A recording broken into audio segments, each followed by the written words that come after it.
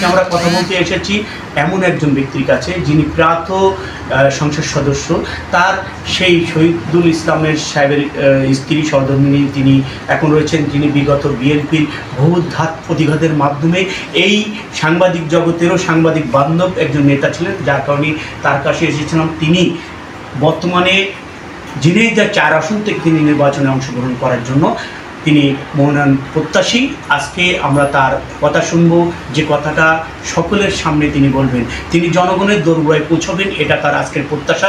তিনি চান তার স্বামীর মতন জনগণের কাছে যে তিনি কাজ করতে চান, এটাই তার। আজকে তার কাছে আমি যাব, আপনারা এখন তার নিজের মুখে বক্তব্য শুনবেন। আসসালামু আলাইকুম, কেমন আছেন? আমার জানা মতে প্রয়াত এমপি শহীদুল ইসলাম তিনি ঝিনাইদহ 4 আসনের খুব জনপ্রিয় একজন সংসদ সদস্য ছিলেন। আমার জানা মতে তিনি 4 বার বাংলাদেশ জাতীয় সংসদে নির্বাচন করেন এবং বিপুল ভোটে জয়ী হয়েছিলেন। তিনি বিএনপির একজন নামকরা নেতা হিসেবে পরিচিত ছিলেন। আপনি তার সহধর্মী হিসাবে আপনি এখন কি চান? আমি এখন আলহামদুলিল্লাহ, আমি শহীদুজ্জামান বেগম সাহেবের সাথে দীর্ঘদিন আমি একসাথে পথ চলেছি। আমি রাজনৈতিক ময়দানে সবসময় তার সাথে 91 থেকে 2008 পর্যন্ত তার সাথেই ছিলাম। আমি মাঠে সব জায়গায় আমার পদচারণা ছিল। আমি তার আদর্শ নিয়ে কালীগঞ্জে আজকে ঝিনাইদহ 4 সিটি থেকে তার আদর্শ ধারণ করে আমি কালীগঞ্জের সমস্ত কাজগুলো করতে চাই। তার আদর্শ ধরে আমি রাজনৈতিক ময়দানে উপস্থিত। আমি ঝিনাইদহ 4 ইউনিয়ন থেকে 4 আসন থেকে আমি নির্বাচন করতে ইচ্ছুক। আচ্ছা, এ পর্যন্ত তিনি তো অনেক জনদরদি ছিলেন, অনেকের কাজ করেছেন। সে কাজ অনুযায়ী আপনি সামনে যদি এমপি নির্বাচিত হতে পারেন, আপনি জনগণের জন্য কী করবেন?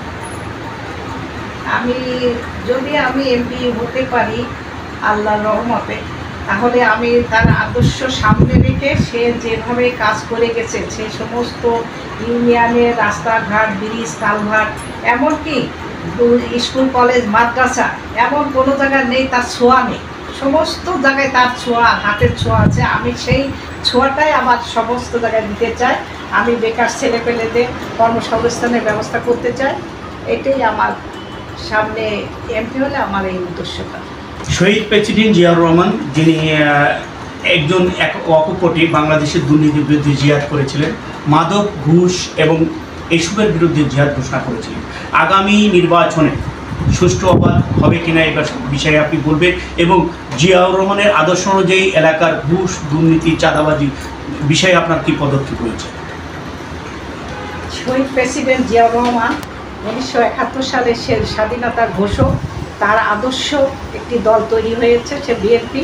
সেই বিএনপি তার আদর্শ ধরে আমরা যে আজকে যে রাজনীতিটা করি, বিএনপি রাজনীতি, তার আদর্শ প্রতিফলন। আমরা তার আদর্শ ধারণ করে সামনের দিকে এগিয়ে যেতে চাই। সামনে যে আমাদের নির্বাচনটা অবাধ, সুষ্ঠু, নিরপেক্ষ হবে, এটা আমরা আশাবাদ ব্যক্ত করি। নির্বাচনটা খুব ফ্রি ফেয়ার হবে। এখানে আমাদের কোনো দ্বিধা দ্বন্দ্ব এখানে কাজ করে না। আমরা রুট লেভেল পর্যন্ত, আর আমাদের দলে এত গণতন্ত্র, সে গণতন্ত্র, সেখানে আমরা সঠিক একটা নির্বাচন চাই। আমরা সবসময় আওয়ামী লীগের সময় আমরা সবসময় চেতাম একটা সুষ্ঠু, একটা নিরপেক্ষ, জনগণের ভোটে নির্বাচিত একটা প্রতিনিধি চাই। এটা আমরা এখনও চাই। আমরা এটা আশা করি আমরা সামনে হয়তো আমরা এইভাবে আমরা ভোটে যেতে পারবো। সুষ্ঠু, নিরপেক্ষ নির্বাচনের মাধ্যমে আমাদের একটা সরকার হবে। সে সরকারের মাধ্যমে আমরা ইনশাল্লাহ যেখানে আছে আমরা প্রতিনিধিত্ব করতে পারবো। আমি দ্বিতীয় আপনার কাছে আরেকটি প্রশ্ন করতে চাই। আমাদের ভারপ্রাপ্ত চেয়ারম্যান তারেক রহমান, তিনি বাংলাদেশকে একটা সুন্দর জায়গায় নিয়ে যাওয়ার জন্য তার একটা পরিকল্পনা রয়েছে। আগের বাংলাদেশ, এখনকার বাংলাদেশ, উন্নয়নের বাংলাদেশ। তারেক রহমানের যে চিন্তা চেতনা রয়েছেন, যুব সমাজকে কাজে লাগিয়ে তিনি একটা বড় ধরনের পরিকল্পনা করেছেন। তারেক রহমানের নির্দেশক্রমে বাংলাদেশে বিএনপি একত্রিত হয়েছে এবং সুসংগঠিত হয়েছে। বাংলাদেশের বিএনপির যে ধারাবাহিকতা পরিবর্তন হয়েছে, যেটা আগে কখনো দেখা যায়নি, সেই ধারাবাহিকতা বজায় রাখতে যে তারেক রহমানের যে নির্দেশনা রয়েছে, সেই নির্দেশনা অনুযায়ী আপনি কতটুকু অগ্রগতি ধারণ করছেন?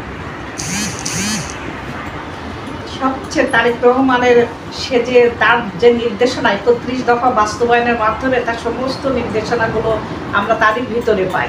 তা আমার মনে হয় আগামী রাষ্ট্রনায়ক তারেক রহমান হবে, এটা আমরা আশা ব্যক্ত করি। আর এই 31 দফা বাস্তবায়ন যদি করে তখন আমাদের বাংলাদেশের চেহারাটা পাল্টিয়ে যাবে। সমস্ত রুট লেভেলে যে তার ইগুলো আছে, আমরা তো 31 দফা বাস্তবায়নটা করছি, যে বাস্তবায়নটা হলে কত সুন্দর হবে আর কত ভালো একটা বাংলাদেশ হবে। এই আমাদের তরুণ প্রজন্মের জন্য আমাদের সমস্ত জায়গায় তার সমস্ত জায়গায় নির্দেশনা যেভাবে আছে, এটা যদি মানে বাস্তবায়ন হয় তখন আমাদের বাংলাদেশের চেহারাটাই পাল্টে যাবে। বাংলাদেশের যে বর্তমান রাজনীতি রয়েছে, এই রাজনীতিতে আজকে কয়েকদিন যাবৎ দেখছি যে গলা ফাটিয়ে জামাত বা অন্যান্য কিছু তার সমমনা দলগুলো তারা কিন্তু মাঠে নেমেছে। তারা চায় পেয়ার পদ্ধতিতে একটি নির্বাচন, উচ্চকক্ষ এবং নিম্নকক্ষ। এ বিষয়ে আপনার কি মতামত রয়েছে? না, এখানে আমরা উচ্চকক্ষ নিম্নকক্ষ পেয়ার পদ্ধতি, এটা আমাদের বাংলাদেশের জনগণ এটা বোঝে না, জানে না, আমরাও এখনও ভালোভাবে বুঝতে পারি না। তারপরে এক জায়গায় ভোট পড়বে, আরেক জায়গায় প্রতিনিধি, এটা আমরা চাই না, এটা আমরা কখনো চাই না। আর স্বাধীনতা বিরোধী শক্তি, এদের সবসময় এদের একটা চক্রান্ত থাকেই, এদের একটা চক্রান্ত সবসময় থাকবে। স্বাধীনতা বিরোধী যারা স্বাধীনতা চায়নি তাদের কথায় যে পেয়ার পদ্ধতি, এইটা তো প্রশ্নই আসে না, যেহেতু বাংলাদেশের জনগণ এখন পেয়ার পদ্ধতি বোঝে না। এটা করতে গেলে সময় লাগবে, আরও সময় লাগবে, অনেক সময় লাগবে। এটা করতে গেলে মানুষকে বোঝাতে হবে। যেমন আমাদের একসময় ইভিএম চালু হয়েছিল, কিন্তু ইভিএমে পরে তো আমাদের জনগণরা পরে ওইটা ঠিকমতো ব্যবহার করতে পারেনি, তারপরে ওইটা আস্তে আস্তে ওইটা বাতিল হয়ে গেছে। তাই এইটাও পেয়ার পদ্ধতি ওইটা এখন সম্ভব নয়। এটা আর আমাদের জামাত, এরা তো স্বাধীনতা বিরোধী শক্তি, এরা বাংলাদেশ কোনোদিন চায়নি।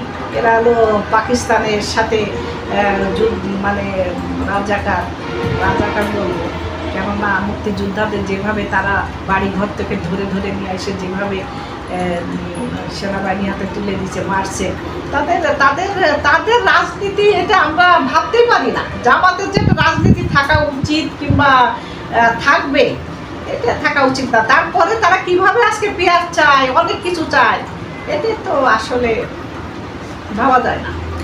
বাংলাদেশের রাজনীতিতে আপনারা জানেন যে 24শে গণ অভ্যুত্থানের, আপনারা জানেন যে বিএনপি 28 তারিখে একটা আন্দোলন করেছিল, যে আন্দোলন বাংলাদেশ অচল করে দেওয়ার চেষ্টা করেছিল। সেই আন্দোলনের ধারাবাহিকতায় 24শে যখন গণ অভ্যুত্থান হলো, এই 24শে গণ অভ্যুত্থানে আমার জানা মতে 2000-এর ওপরে শহীদ হয়েছেন ছাত্র জনতা, এবং যারা আহত রয়েছেন 30,000-এর অধিক। সরকারি বেসরকারি মতে হয়তো পার্থক্য রয়েছে।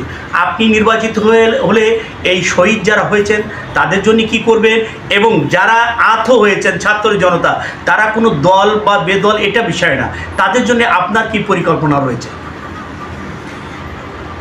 71 সালে যেসব শহীদ বীর শ্রেষ্ঠ মুক্তিযোদ্ধা আর 24শে যে ছাত্র জনতার আন্দোলনের মাধ্যমে যারা শহীদ হয়েছে তাদের কামনা করি।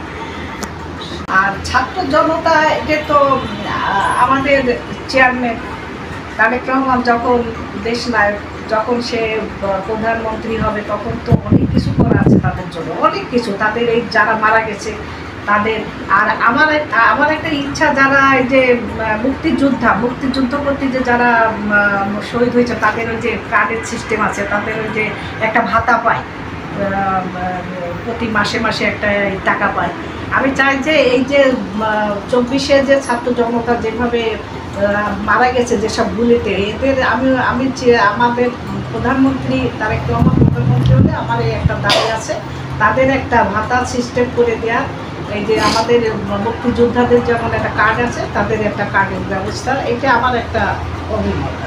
দর্শক, এতক্ষণ আপনারা দেখলেন ঝিনাইদহ 4 আসন থেকে বিএনপি থেকে মনোনয়ন প্রত্যাশী সাবেক এমপি শহীদুজ্জামান বেল্টুর সহধর্মিণী।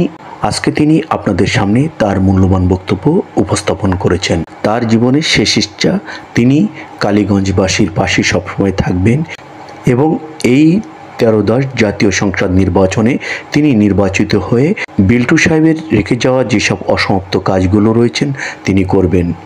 সকলে তার জন্য দোয়া করবেন। সকলকে ধন্যবাদ জানিয়ে শেষ করছি। দ্বিতীয় পর্বে আবার দেখা হবে। ধন্যবাদ সকলকে।